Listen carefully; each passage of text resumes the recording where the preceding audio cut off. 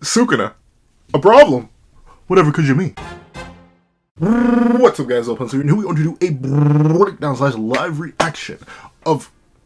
I was about to say live reaction. I guess it's technically of Eternal Flames. Is Sukuna becoming a problem? Notably, I was going to record this exact same video today, but then I saw Eternal Flames. I was like, well, golly gee willikers, fellas. It seems like a clean and buttery opportunity. So we're going to see what Eternal Flame has to say about Sukuna becoming a problem. Well, I also give my thoughts on Sukuna being a problem. But considering we both got problems, and they may be Sukuna related, you know we're going to be here for a hot minute. So let's not waste any more time, and let's hop right into it. Editing B, are you ready? 3, 2, 1, go. Hello, everybody. What's up, guys? Let's just both hit our intro. What's up, guys? Who we want to do? I already did that. Gosh darn. What's up, guys? I got the pencil here. Fun fact. I do happen to have it on me and keep it on me at all times. And another fun fact.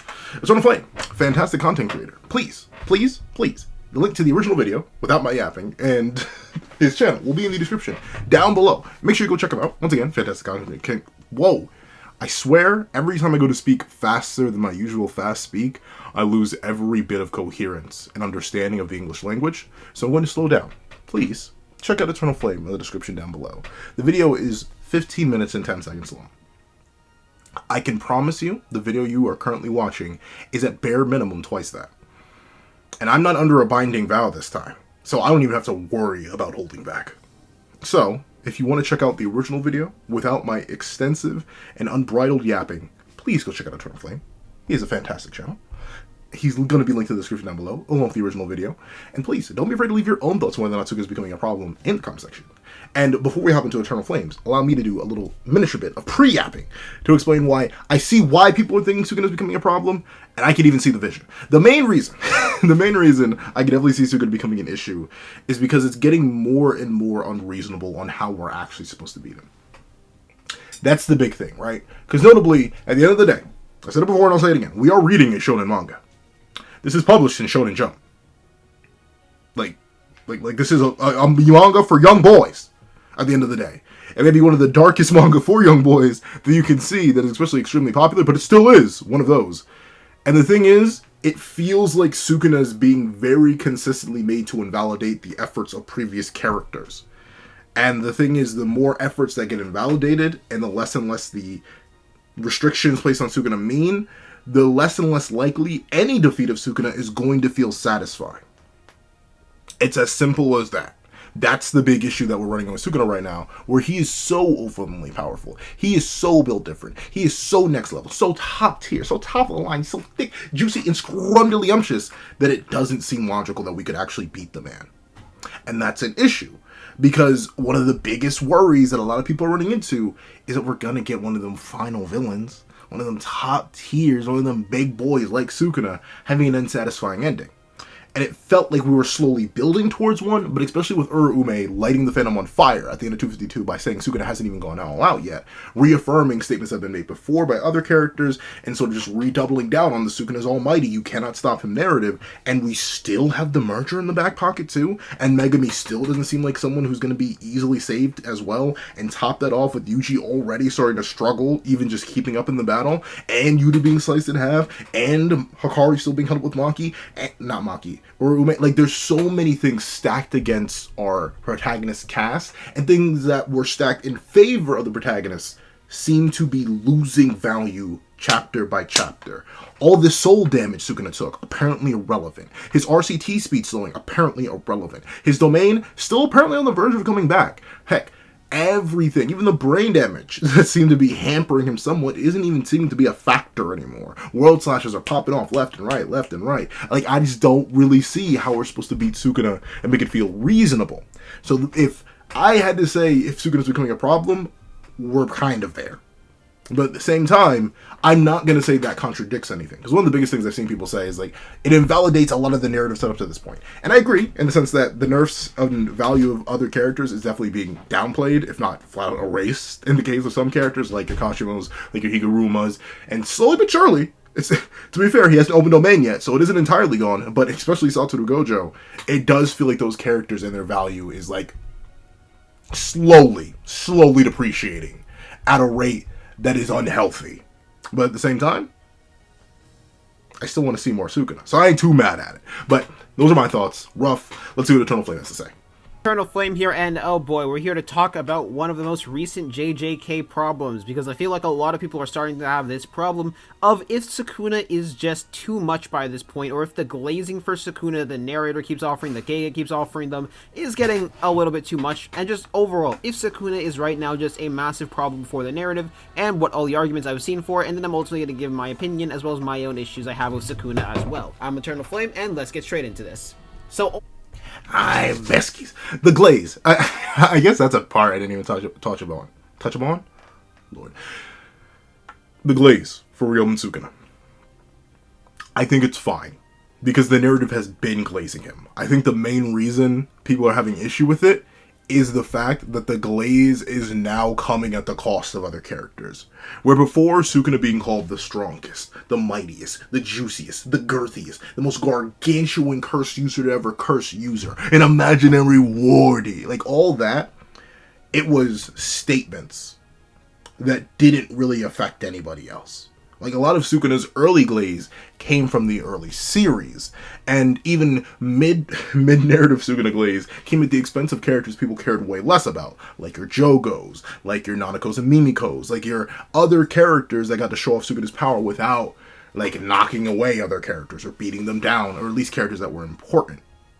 But now that a lot of the glaze is coming at the expense of characters like Gojo, at the expense of characters like Higuruma, at the expense of characters like Kashima, at the expense of characters like Yuta, at the expense of characters like it just keeps going. So I understand why people are having an issue with the glaze, though unlike most, I don't think the glaze necessarily doesn't make sense. I don't think it does. I think it's just fine and it makes sense within the context of the narrative, but I can understand why people are getting sick and tired of it because we've had enough glaze. Essentially, think of it like a cake, right? And then you have the first layer of icing. That's the early narrative glazing. Okay, you know, a regular cake, one layer of icing. But then you got, instead of putting on another piece of cake on top of that, which would be another character, we're staying on Sukuna, he's still the base cake, and then we're going to put another layer of icing, some glaze on him. That's all of Shibuya. That's like the entire midsection of the series. And he gets little extra spurts of glaze on top of that throughout the culling games. From characters like Uro, from characters like Urume, from characters like Kenjaku. And then Shinjuku Showdown, the big hit of glaze, came from, what, like 2 chapters apart. It was from Gojo, the strongest sorcerer of the modern day, and the second strongest character in the series, and Kashima, who was believed to be one of the strongest sorcerers ever. And is still highly regarded by a lot in the fandom, as much as he gets clowned on nowadays. Both immediately went to glaze Sukuna right after their battles or in the midst of them. So that was the final triple layer of glaze. And don't get me wrong, I like some glaze. I like some icing on my cake, but like, there's limits before it gets a little bit too absurd. I think a lot of people are thinking it get a little bit too absurd. But personally, I'm low-key fine with it. Let's see. Ultimately, the problems that I feel most people have with Sukuna you can put in one of 4 camps, which I'm going to go over all 4 of these camps today.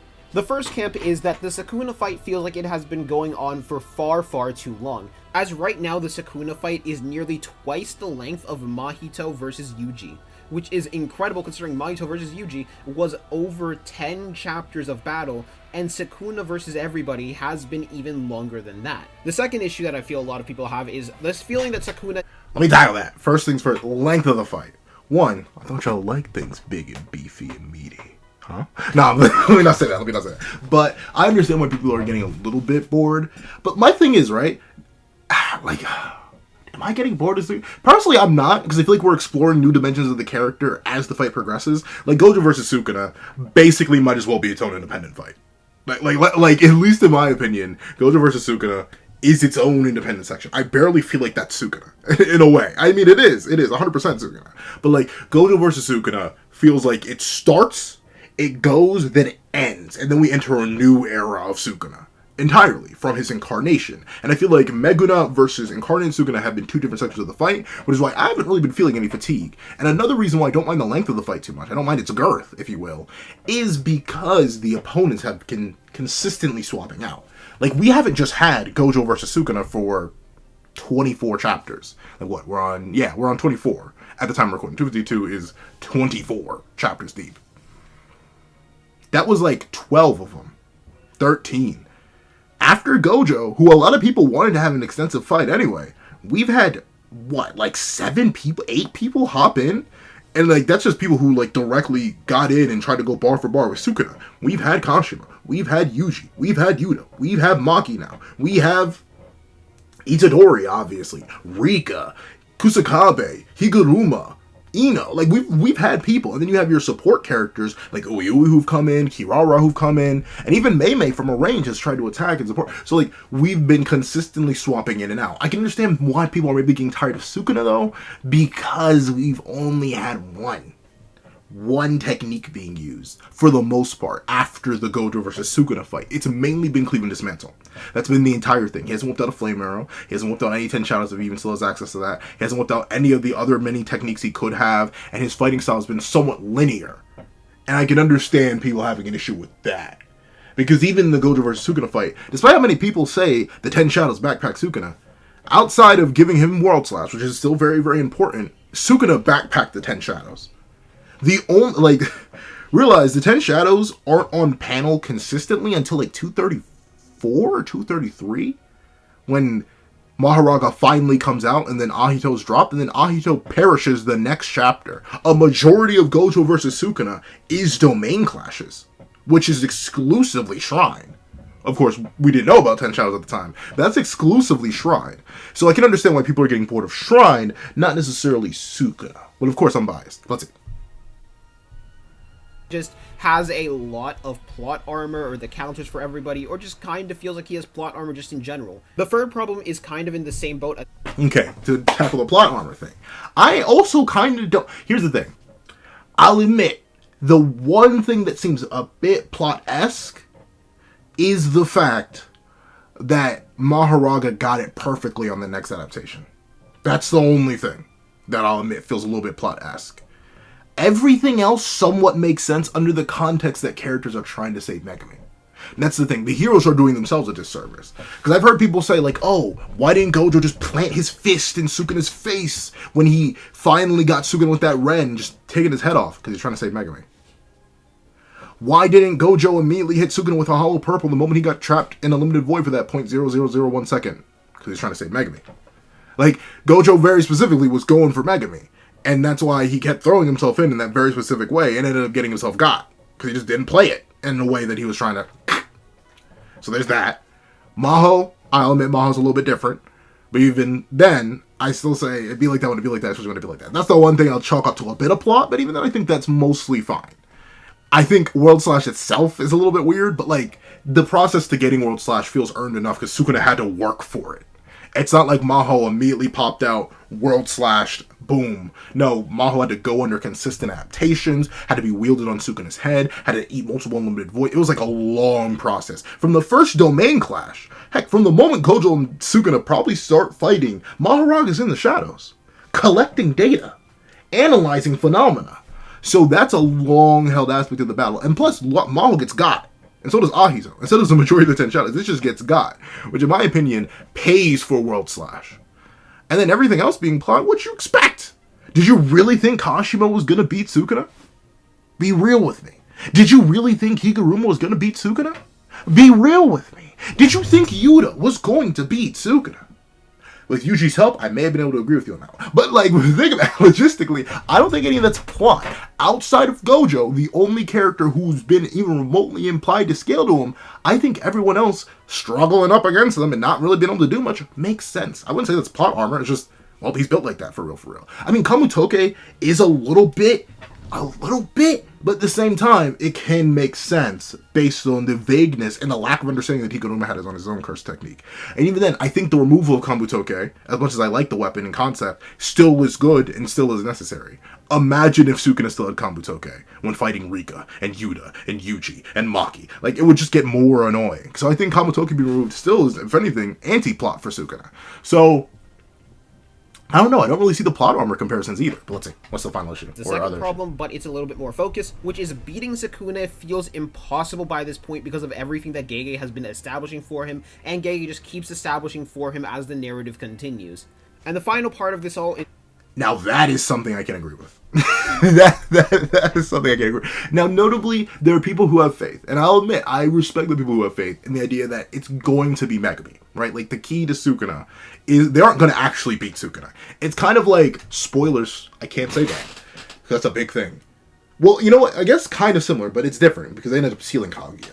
Naruto's old enough that I can spoil it, old enough popular enough. They never actually beat Kaguya. They sealed Kaguya. Like, that's a thing. No one ever really, I mean, other than like DMS Kakashi for like 5 seconds, but no one really outscaled Kaguya. Kaguya wasn't beat. It was just contained.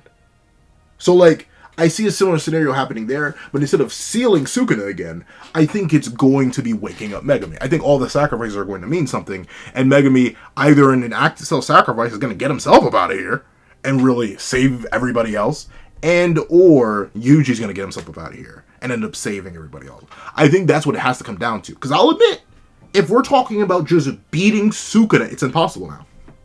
Especially since the glaze has been tripled down on. Once again, if anything had stuck, if the brain damage had stuck, if the missing right hand had stuck, if the lowered RCT output had stuck, if the soul shifting and lose control of the body had stuck, if anything the cast actually did had stuck, then I'd be like, well, wait, maybe there's actually some hope, but none of it's sticking. So I can understand that being a genuine issue. Work, please. Simply, Sukuna is just starting to bore people, because at this point, we haven't really gotten anything new from Sukuna, we haven't gotten any new powers from Sukuna, we haven't gotten any new ideas about his backstory. Sure, we had gotten an internal monologue, but that was about it. We don't really know that much about Sukuna, just in general, not that much has changed about Sukuna. And there just hasn't been I'll unfinish the point. That much progression in the plot since where we started. So I'm gonna go over each of the... Okay, yeah. So, admittedly, one thing I'll give this, there really hasn't been plot progression. The plot hasn't really... Well, actually, no, that's a lie. Because Kenny getting got is big plot progression, and Sukuna getting the merger is also big plot progression. So that is big plot. But, like, in terms of Sukuna and, like, progress against him, we've made progress, but once again, like I just mentioned, that progress is... I'm not going to say invalid, but it's pretty much null and void in the grand scheme of things. The main thing, we have had Sukuna for the past 30 chapters. Like, that's all the manga's been. But at the same time, for people who are getting bored by the stagnating plot, y'all do realize this is the final battle, right? Like, we aren't going any further. Like for the people who are bored or, like, want the plot to... There's no more plot from here. Only plot that progresses is story ends or merger happens and everybody falls. That's all the plot we got.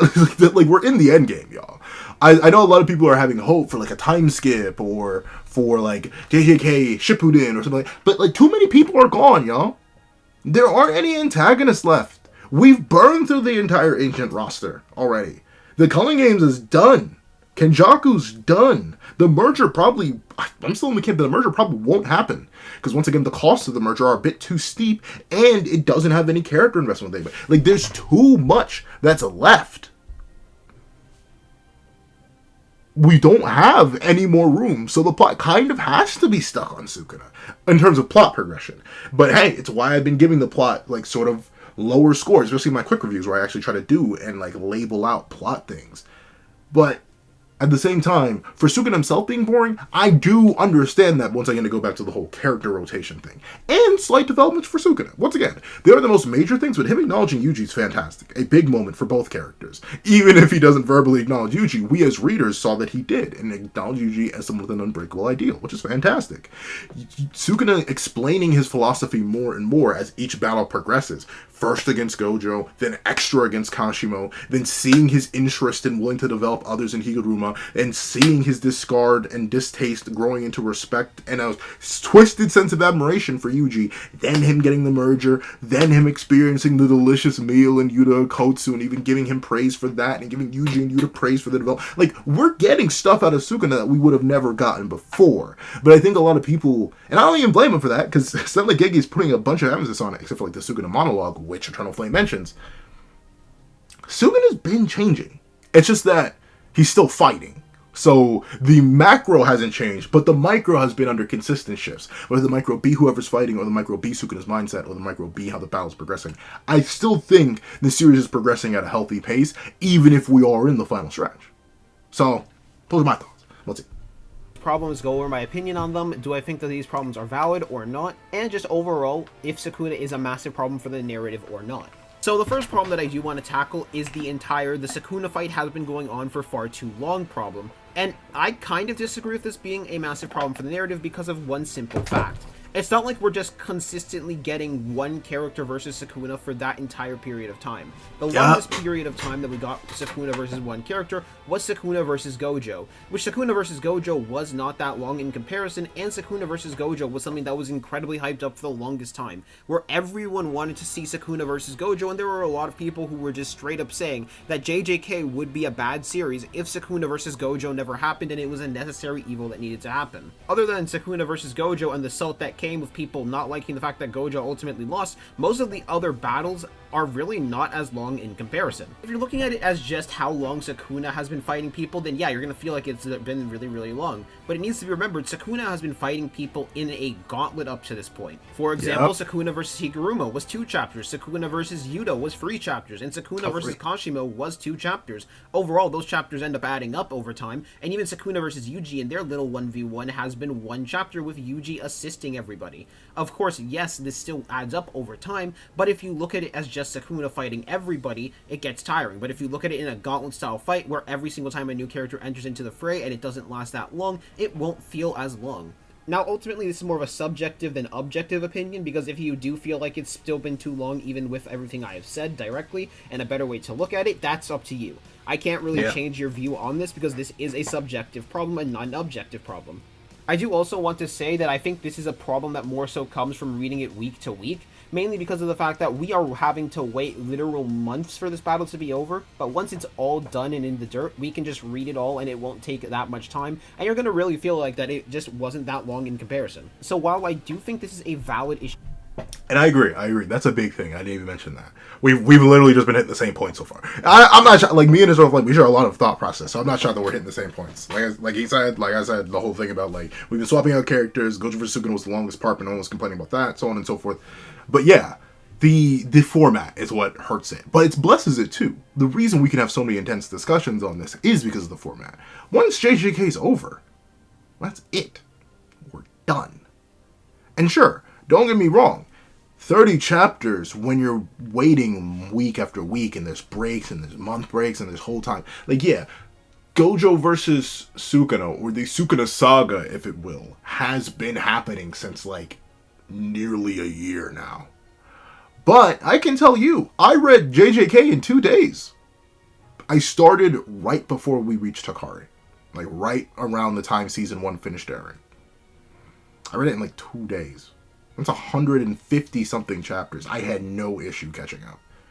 So this 30 chapter that feels like 15 years is because there is some time in between. But yeah, once it's all said and done, it's not actually going to be that long. I suspect at most this final Sukuna Gauntlet will last probably like a 1/5 of the series. I know that sounds like a lot, but remember JJK, especially in the terms of like long-running manga, isn't actually that long-running. Like, it's 170 chapters shorter than My Hero. It's, at this point, it's like 500 chapters shorter than Bleach. It's like 1/4 of One Piece. Like, it's not actually that long. So, I understand that, like, whole idea of, it feels like a lot now, but give it time. We're going to be looking back on this era and loving it. It's how we look back already on Gojo versus Sukuna as a fight. I still think that was one of the most hype eras for JJK reading and JJK content creation, JJK production, because of how intense everything was. I still think everything can be intense, but of course with the loss of Gojo, you're going to lose a lot of the people who like the series for Gojo exclusively. So he's spitting. Let it cook. Let it simmer a little bit. Let's see. To have with the entire Sukuna Gauntlet battle or feeling like it was too long. I do ultimately also don't agree with this issue, but that's more so because of how I view it, rather than just a simple thing of it objectively being a bad problem, because it's not. It's very valid just have the Sukuna fight being too long, in your opinion. As now we're going to move on to the second issue, which I believe this one is a lot more objective than the other one previously, which is the fact that it kind of feels like Sukuna has plot armor by this point. This will be interesting. As in my opinion, there are only really 5 instances where it's up for debate if Sukuna actually does have plot armor or not. With those... Okay. I'm gonna try to Jimmy Neutron brain blast the guesses. I'm assuming Mahoraga. Something to do with Mahoraga and World Slash. 5. 5 is a lot. Maybe the immediate World Slash on Yuta. That may be another one. Maybe, but once again, I don't think Higuruma nor Kashimo count as plot. I really don't. Nothing about those characters' narratives imply that they're ever going to beat Suga. So, like, I think that's really it. Those are the 2 main ones. And I guess, like, if you count every single time, oh, Sukuna's stronger, Sukuna's taking no damage, Sukuna has a second health bar. I guess those count as plot, but those are the only 2 main ones. Like, maybe I've just grown too soft on Sukuna. I mean, like, I can't say I'm not biased, but, like, still at the same time, I don't know. I feel like Sukuna 5 is a lot.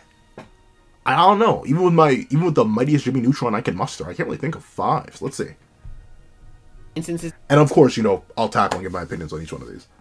Being Sukuna getting the space dismantled to begin with, Sukuna getting Kamutoke taken away instead of his person, Kamutoke actually does have plot armor or not. With those instances being Sukuna getting the space dismantled to begin with, Sukuna getting Okay, space dismantle, once again, I kind of covered that. I can see why people have issues with that. Because it is very lucky. It is very lucky. But in a sense, it, like, low-key, the one thing I'll admit, it doesn't feel right. It doesn't feel right at first. Because up until that point, I don't think it's ever hinted at that Mahoraga does further adaptations. I don't think so. But I may be misremembering. But especially in the manga, I think the anime may hint at it a bit more, with how Mahoraga, like, instantaneously regenerates from a level in Shrine, proving that the slashes are so non-effective, and its adaptation is further to the point where it can just walk through it. So the anime does that better. But once again, the anime followed up the manga. It did not predate it. And obviously in the manga, nothing about Mahoraga hints at the fact that it can adapt multiple times. And nothing would hint that it'd be the most logical step for the next thing to be the range. That gets amped. But I can, low-key, fitting into Mahoraga's adaptation thing, I can understand why that was the next thought process for Leo to adapt to. Right? Because if the first issue, the first adaptation was like, this only works in contact, it only works on close range, then the next step would be how to adapt from range. But of course, another reason I can understand people having issues with that is because Mahoraga was never implied to be a range fighter. It just wasn't. It never had any technique for that. It was always a get in your face, pierce you with the blade of extermination, punch you in the mouth, kick you a little bit. So I can understand why people still have issues. Even if I can kind of see the vision for Mahoraga developing World Slash as the next step of adaptation. Let me see. Toke taken away instead of his curse technique from Higuruma's domain expansion. Here's the thing. Come here. Kamutoke. I think it's a blessing and a curse. I think it is a blessing and a curse. See what I did there? Curse? Jujutsu Kaisen? But, like, I think Kamutoke being introduced just to be taken away is a little bit of plot stuff. But at the same time, is it really, though? Like, is it real? Because think about it. Yorozu's gift was something that a lot of people were looking out for. I made videos on it. Everyone, I think Flame made videos on it. Everyone made videos on it. Because it was such a big thing. It was so blatant at the end of, like, 218. That this gift, remember, Yorozu's gift is going to be important. It's going to be important. It's going to be important. So I can understand plot in the idea that it was introduced just to be taken away for Sukuna's dismantle. I can kind of see that, but at the same time, if anything, I still think the permanent removal of Kamutoke with Higuruma's end, I think that's actually a good thing. Because once again, Kamutoke is broken. Like, we don't talk about it too much, because once again, it only exists for what? 4 chapters? If that? 237, 238, 230, but then we get the Kenjaku skip, which is about 4 chapters. I think we come back on 243, then 244, we go into the domain, he loses it. So, like, it only exists for, like, 6 chapters total, 3 if you just count when it spawns in versus when it gets deleted. So I can understand why people think that's plot armor. I can, in a way. But I think that actually works in favor of the heroes, but let's say. Because essentially it negates Yorozu's gift, which was something that was built up to. So, I don't know. Let's see. Sukuna not getting stabbed by the Executioner Sword, Sukuna not losing his technique fully from... Now, here's the thing. Sukuna not getting... Once again, I've mentioned this with Higuruma. That was never going to happen. Like, And notably, I've been wrong before. I will be wrong again. I promise you, I'll probably be wrong tomorrow. But I'll probably be wrong today, gosh darn it. But, big bodacious booty cheeks, what I need y'all to realize is that, no, that was never gonna happen. Whether it be in Yushi's hands or whether it be in Higuruma's, Higuruma just wasn't that important. I'm sorry, y'all. If Gojo couldn't get Sukuna's number, Higuruma was never doing that. And, like, if you really thought he was, were we reading the same series? Were we? Like, that's how, you know how confident I was it wasn't going to work. That I made a what-if video before it ended up not working, talking about how crazy it would be if it did work. And, like, how the plot would have to bend around it. Because that was never going to happen. I don't know. I don't see that as plot armor. Whether it be Yuji or Higuruma, because neither of them scaled to him. And it would have made sense for either of them to scale to him. But, that's it. Yuta's Jacob's ladder when it hit him, and Maki not... And once again, and I'm assuming Maki not going for the head, I'll tackle these two at once. Off-guarding Sukuna when she had the perfect opportunity to off-guard Sukuna. Now, there are a couple times Maki could have done that, but I'm assuming the most recent is 251. So, for you to stop in Jacob's ladder, y'all, Yuji needed to get in Sukuna's gut somehow to try and save Megami. Like we've covered this. Once again, Yuta could have cooked Sukuna. I agree. Thing was, though, cooking Sukuna still led to a high probability of cooking Megami, and they're still trying to save Megami. Whether you think that's plot-induced stupidity, that's different. I agree. I think Megami's been a lost cause. The moment y'all lost Gojo, I think Megami should have been off the table, because then you're just risking it. Risking the biscuit. I think you really should have just gone for it. But that was an established aspect of the narrative. I don't think that's a horrid thing to do. That's just my opinion. I don't think that's horrid. I don't think that's negative. I don't think that's deep, dark, and crazy. That was established. So I don't think Yuta counts as plot armor. I think it just counts as characters being characters, following their established motivations. And Maki, same thing. Admittedly, though, I mentioned this in my review, and I'll mention it again. Like, if Megami were to take over the body right now, he'd die. Because they can't heal his heart. Because that's soul damage. And I don't think I don't think Yuta nor Shoko could heal soul damage. And they're the only two external users of RCT ever. At least in terms of our current cast. Obviously, Sukuna is one too. So, like, yeah, if Magi was just going to kill him, we should have just killed him. But, like, that, other than that, I don't really see it. Because, once again, they're trying to save Megami. I'm using that excuse to the very day. So, I don't think the only thing is World Slash. And even then, I can low-key justify that, but it's me reaching a bit. I will admit that. So I see one. I see 1 for 5. But let's see how Eternal Flame titles it. Go over these instances of plot armor in reverse order, in order to discuss whether it's truly plot armor or not. Where the first one is Maki not off-guarding Sukuna, and this is pretty easy to say why. It's purely because they are not trying to kill Megami in this moment, they are just trying to take Sukuna out of Megami's body. If Maki were to take out Sukuna, then Megami would also be dead because he wasn't freed by that point. So that is more so a misconception that I think people have about their plan. Ultimate goal is to make sure that Megami is still alive, and if Maki were to take Sukuna out then, it would have taken out Megami as well. Up next is Sukuna not losing his technique from Jacob's ladder, and I think this is more so because people, I didn't realize he said that. I thought people were just mad that you didn't fry Sukuna. Yo, he turned it off.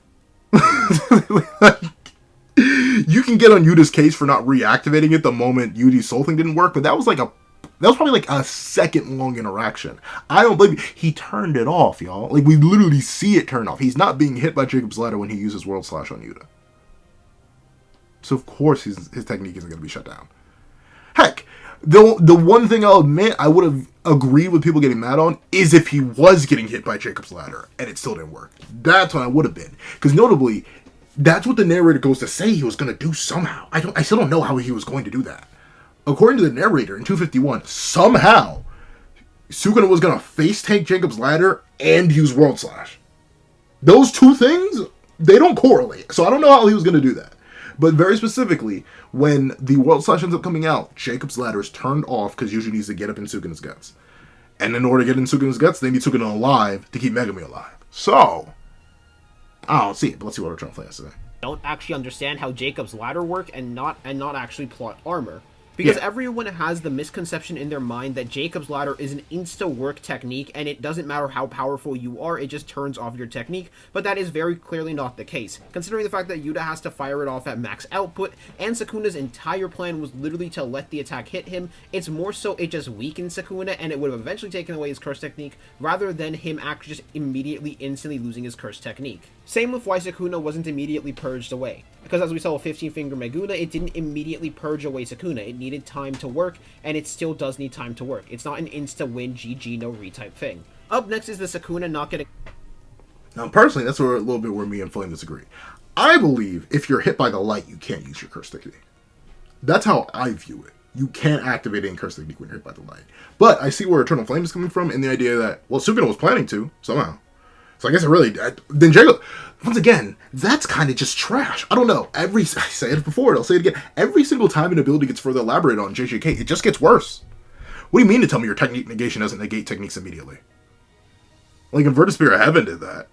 Domains, well, Millie don't turn techniques off. Sometimes. It depends. But, like, domains don't wait.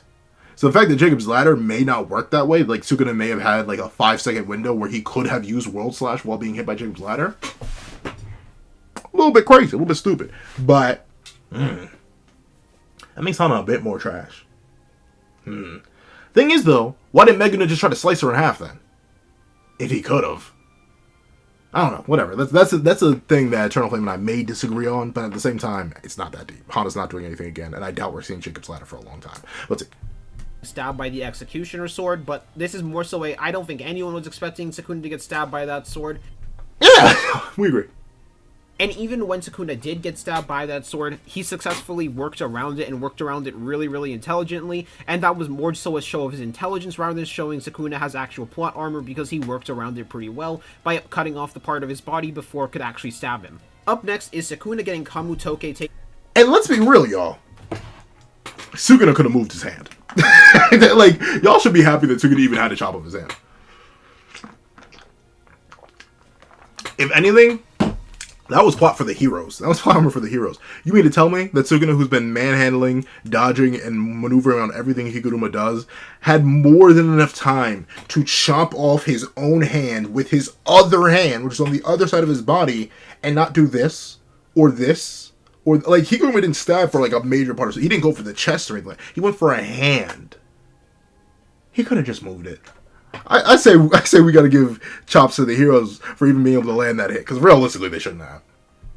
Away from Higuruma's domain, and I'm going to be honest with you guys, I do consider this straight up plot armor. Not because Higuruma didn't take away his curse technique, because I've come to accept that, and it was just more so we didn't know how Higuruma's curse technique actually worked, but more so them taking away Kamutoke, because that was all Kamutoke existed to do. In order to be a MacGuffin for Sukuna to not lose his curse technique from Higuruma's domain, and I consider that plot armor. Now, while I do consider that would have been suitable enough damage, because, for example, if Kamutoke was inside of that domain, it would have been doing a lot more damage, especially considering the fact that Yuji can't exactly affect Kamutoke's output, because Kamutoke has nothing to do with Sukuna's curse energy output and his punches, then it would still be a massive game changer nonetheless. But also the fact that that was the only reason that Kamutoke did exist is the only reason I'm going to call Kamutoke being taken away, in particular, to be plot armor. Now, if Sukuna lost... Now, see, alright, that's a case where Eternal Flame and I disagree. But here's the thing, we disagree, but I see what he's talking about. Because, like, I say this all the time. Everything in a narrative is meant for plot progression. Everything is introduced for a narrative tool, especially in JJK. Some series do have characters that are introduced just to be characters, and, like, to fill space. But Kamutoke especially, its role was to be taken away. I agree. I excuse it because it was hinted at with Yorozu. And the cursed tools had been long since hinted at to be part of Sukuna's arsenal. That's why I excuse it. And like he just mentioned, the whole idea that Kamutoke would have wreaked havoc inside of Yuta's domain, or in any of the battles he's faced so far, after Higuruma. That too. I also don't necessarily see that as plot armor for Sukuna, because it took away the one thing Arcaz couldn't do anything about unless they literally pried it from his cold, living hands. I'm gonna say cold dead hand, but no, he's alive. So, like, they would have had to rip it out of his hands or something. Kamutoke was, unironically, more of a threat than Cleaving Dismantle would be, because at least Cleaving Dismantle's output was lowered. Kamutoke did damage to Kashimo, who's made of lightning. Can you imagine what it would have done to the rest of the cast? To Yuji? To Yuta? To Higuruma? To anybody? To Ino? To Kusakabe? To Choso? Like, Kamutoke did have to get removed. But I can see why that's considered plot, even if I disagree. It's another curse to like 10 shadows. Instead, I wouldn't consider it plot armor, but I consider Kamutoke being taken away plot armor purely because that was the only reason Kamutoke ended up existing in the long run. And then there's finally Sukuna getting the space dismantle, which I do not consider plot armor at all. Now, no matter what your opinion on Sukuna versus Gojo is, whether you think Sukuna had more options and more ways to win inside of the domain expansion if he was trying to do that instead of adapt to Gojo, or if you think that Sukuna would have ultimately lost without the space dismantle and that was the only way, either way, it can't be ignored the fact that Sukuna had to put his life on the line several times and take so much damage repeatedly throughout the fight, while also sacrificing his ability to use the domain in the future parts of the next battle and having to put his domain and brain on cooldown just to get the space dismantle, while also losing Maharaga directly, as well as losing his reincarnation thanks to how damaged he was in order for Kashimo to finish that part off, for Sukuna to be forced to reincarnate. No matter what, I ultimately do believe Sukuna earned getting the space dismantle, and I don't consider that plot armor because of how massively damaged that set him, and the fact that it's setting up so many opportunities for him to still lose in the future to his students. So ultimately, I do not think that Sukuna had plot armor for that as well, because of how much Sukuna had to put his life on the line, as well as the fact that it was established that Sukuna is able to copy abilities or basic applications of Jujutsu after just seeing them once, as directly stated by the Angel as well, that Sukuna was able to learn how to split his soul just after seeing Kenjaku and feeling Kenjaku do it to him once. So ultimately, I only consider one of these 5 instances plot armor, because these are the main 5 that I actually do see being considered plot armor. I agree with the Gojo versus Sukuna thing. Went into that. I already went into the fact that I kind of disagree with Eternal Flame on Kamutoke, even though I kind of agree with Eternal Flame on Kamutoke. With the others either being misconceptions that people have, or just straight up Sukuna worked hard enough to get it, and I only consider the Kamutoke one plot armor because that's the only reason Kamutoke even comes to exist to begin with. So now we're going to move on to the third problem that a lot of people have, which is... To quickly establish, Kamutoke is specifically hinted at earlier. It is built up to. Or at least loosely hinted at. It's shown... We see Kamutoke as early as the first image of True Form Sukuna. Hundreds of chapters ago. Yorozu, while not specifically hinted at creating Kamutoke, created a weapon. We knew she did. She created something. It was most likely a weapon. We joked about it being a sensu bean, because we were all worried about Sukuna after the battle with Gojo. But, like, we knew. We knew. So, like, I still think Kamutoke, while it is introduced to keep Sukuna having Cleave and Dismantle, I think it's built up to fine enough. It's the cost and benefit analysis. I think enough cost was put in, was, like, stuck inside of the whole conflict in order to make the benefits of Kamutoke worth it. But once again, that's build up versus how much it actually did in the narrative and stuff like that. So I see what he means. Beating Sukuna feels impossible by this point because of everything Gege has established for him, and if there was one problem that I heavily agree with for Sukuna, it is this problem in particular. Now, originally, I didn't think this was a problem at all, mainly because of how much Gege had been working to make sure every character had a little bit of weakening done to Sukuna, and each character had their own impact to help the battle against Sukuna to get him closer and closer to death. With Gojo, for example, still having brain damage left to Sukuna, preventing him from using his domain, and forcing Sukuna to have to use half of his cursed energy total. Kashimo, who finished the job against Meguna and forced him to reincarnate, making him use his one-time incarnation. Higuruma, who took away Kamutoke, who, while I do think Kamutoke was ultimately created to help Sukuna, and make sure Sukuna didn't lose his cursed technique, if Kamutoke was still around, and it would have been very, very bad news for the characters, purely because of the fact that Kamutoke would have done a lot of damage to a lot of characters, with no way to deal with it other than having to be forced to take the brunt of it, where even someone who was super resistant to lightning still took damage from it nonetheless, but it just wasn't much damage, but it still would have been super powerful against everybody else. Yep. Yuji, who has been heavily working to weaken Sukuna's output down to the point where Sukuna was not able to one-shot several of them, other than with direct cleaves, and even then they could heal it off. Yuta Akotsu, who has worked to heavily damage him up to this point several times over, and Maki, who now landed her own blow that needs to be focused on to heal that Sukuna doesn't have the option to do while they fight Maki as well.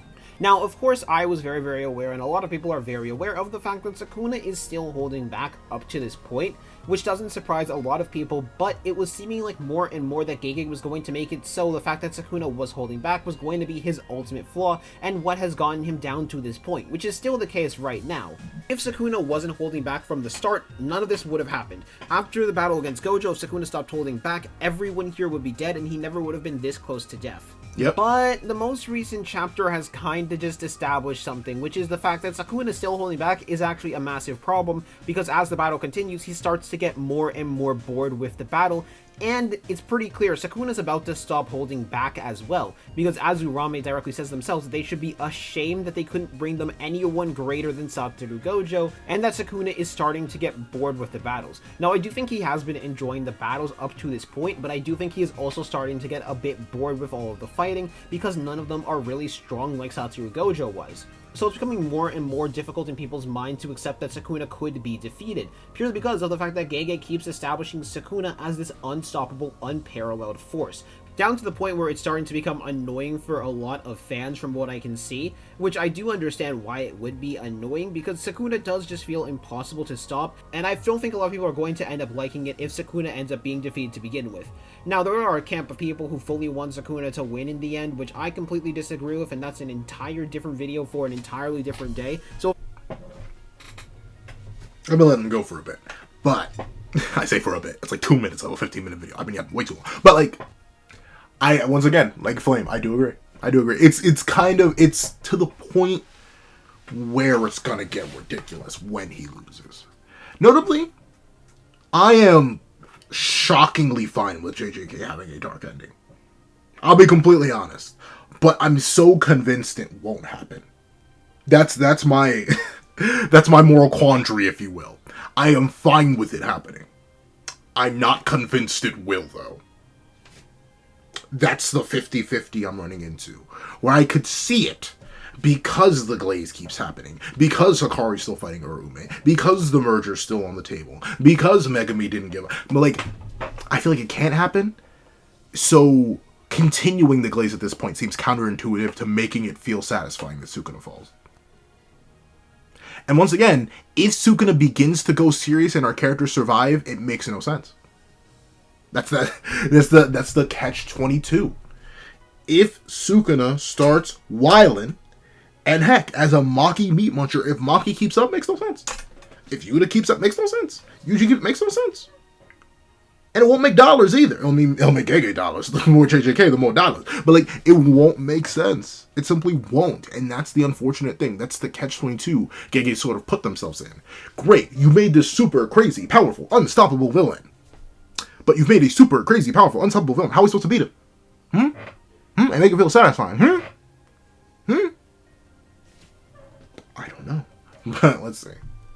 you are part of that camp, just ignore this part entirely, but that's an entirely different discussion. But I do ultimately think that the pedestal that Gege is holding Sukuna in up to this point is starting to become a little bit of a problem, if I'm being completely honest, and I think a lot of people are also starting to view it as a problem as well. That Sukuna is this completely unstoppable force, which is going to feel incredibly difficult to justify how Sukuna ends up losing in the end to any of them, because it also kind of feels like after this chapter that someone needs to surpass Gojo just based on Urame's wording of that statement. However, that's just my opinion, and that's also another video idea for another day, because I don't want to discuss that, because that is actually just straight up the length of an entire video discussion. I will most likely react to that video too when he makes it. But yeah, that's the thing. That's another thing that's brought up. Gojo needs to be surpassed. How though? How? And how without compromising the narrative integrity? That's the thing. The gap between Gojo and the rest of his students was meant to be monumental, and that was upheld. So to destroy that now? Wow. But here's the thing. Gojo didn't even make Sukuna go all out, by his own admission. So they don't just have to surpass Gojo, or even meet his level. They need to surpass Gojo. They need to go even further beyond. Or at least we need to have multiple Gojo level people now. But how would that make sense? Oh wait, it wouldn't. How we doing this? Once again, I don't think, this is going to sound crazy, I'm not necessarily in the camp that JJK should have a dark ending. I'd be fine with it, but I don't want it. But I'm in the camp that they won't actually beat Sukuna. I'm smelling the Kaguya. I'm smelling the spoilers.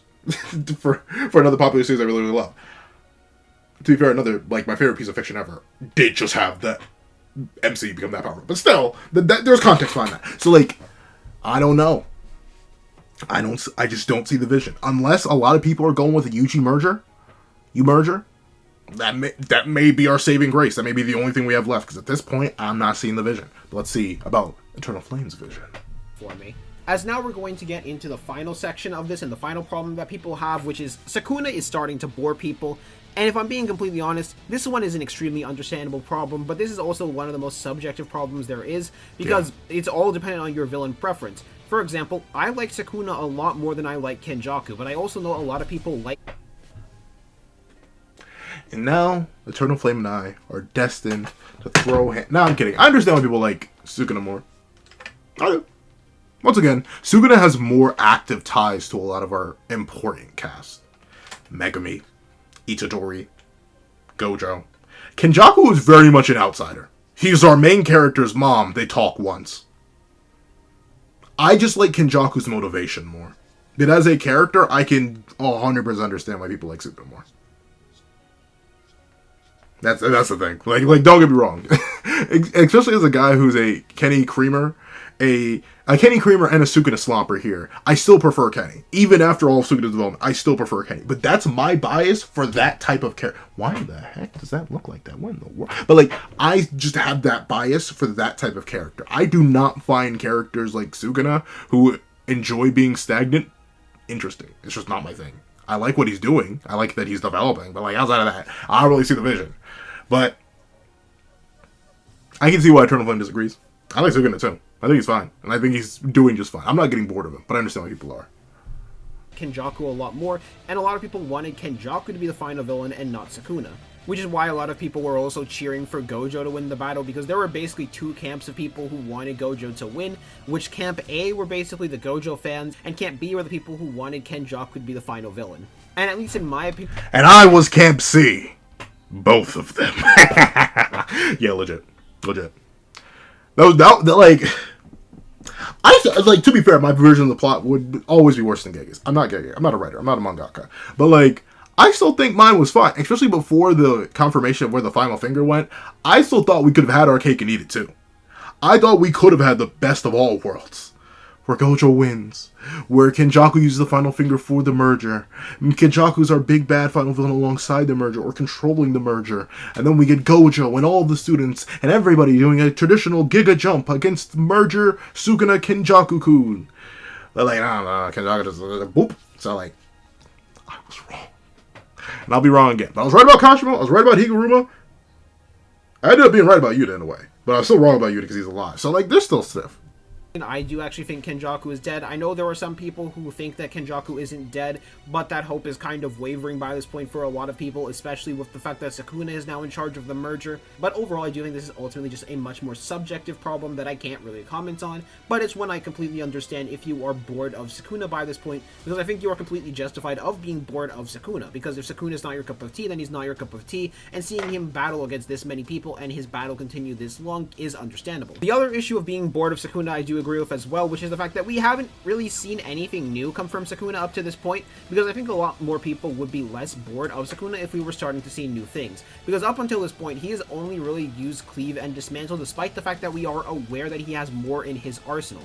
I think more things would be going along and it would feel a lot less slow if we were actually starting to see more of what Sukuna had to offer, rather than just use cleave, dismantle, and the new space dismantle that a lot of people really don't like. But overall, this is like the main issue that I think people have with him, that we haven't seen much of Sukuna, and just Sukuna's kind of been stagnant, and we just don't really know much more about Sukuna. So in my opinion, it's not that most people are bored of Sukuna, but it's more so the problem of most people are bored of us staying at the same place with Sukuna and not really figuring out anything new about Sukuna up until this point. However, I want to hear what you guys think of the comment section down below of the Sukuna problem. Are there more problems with Sukuna that I didn't actually cover in this video? Because I feel like there might be more that I'm not exactly thinking of in the current moment, and these are just the main ones I can think of off the top of my head, but you guys probably have other ones that I might make a second video talking about this. I'm not entirely sure, but overall, this is mainly what I think about the Sukuna problem. So, I'm gonna see y'all later. Peace out. Have a good day.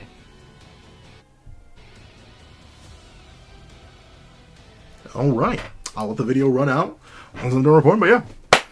That'll be a video. Once again, we talk about all the same issues. This is why I ended up merging the two videos together. I may still, if y'all want to hear me just talk about Sukuna exclusively as a problem and how I would fix the problem, let me know. I'd be more than fine to do that. Once again, the chapter, or at least the spoilers for the chapter, is going to be coming out in the next 2 or 3 days. So I'd have to make it quick.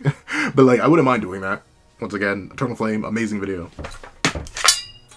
As always, it's gonna be great. Once again, Eternal Flame, just a fantastic content creator. Go check him out. Link will be in the description down below. Like I promised at the start of this video, I'm at like, what, 55 minutes right now?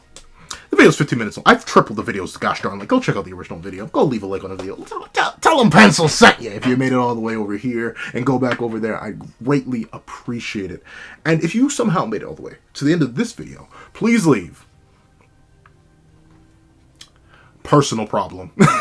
Leave personal problem in the comment section down below. And to thank you so much for watching. Don't forget to leave a like, share, comment, and subscribe. And make sure you hit that little notification bell so you don't miss out on any videos that come to the channel. Also, I do happen to have a Patreon below where you can support me for as low as $1 a month. They get things like exclusive videos, early content, and more. And so become a member of the channel for as low as $3 a month to get the same perks and more. Some of those perks will include the live reaction to the very next chapter of Jujutsu Kaisen, along with ad-free variations of all my videos. And if you go to $25 Patreon or $25 member, you can order whatever video you want. Now I'd like to thank you so much for watching once again, and I hope you guys have a wonderful day.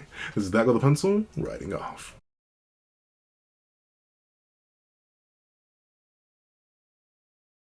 I'd like to give a thank you to our $3 members, Connor Plays, Greyhound, Kids Void, Astro, Red Wolf 4765, and Eternal Flame. I'd like to give another thank you to our $5 patrons, Victor, Steron, Sean, RNG Master, Midnight Lord 21, Metal Solid Crisis, Kevin, Igneel, and eHack1. And I'd like to give a gargantuan thank you to our $7 members, Autumn Mornings Lazo and Jan Tomaz. And I'd like to give another juicy old thank you to our $10 member, Jay Warrior. I'd like to give a gargantuan thank you to our two $10 patrons, Joaquin and Idemokami. And I'd like to give another sloppy thank you to our thank you to our $25 member, Alex Ice Rose. And I'd like to give a juicy gargantuan thank you to our $25 patron, Winter. Another fantastic next level thank you to our $25 patron, China Doll 09, and a final gargantuan thank you to our $25 patron, Calvin Elder.